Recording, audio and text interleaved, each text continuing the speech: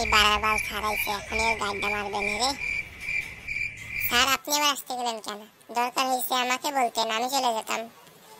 কাজ কত দূর? আরে বাড়া রে, আইসি আগে কাজের কথা জিজ্ঞেস করে। শালা আজ জন্য তো শান্তি করে থাকতে পারলাম না।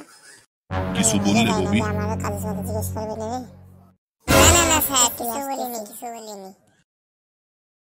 কাজ স্যার প্রায় হয়ে গেছে স্যার, আর কিছুক্ষণ লাগবে স্যার, আর কয়েক ঘন্টা পর আপনার কাজ জমা দিয়ে দেবো স্যার, হয়ে যাবে সব। কয়দিন হয়েছে বলো তো?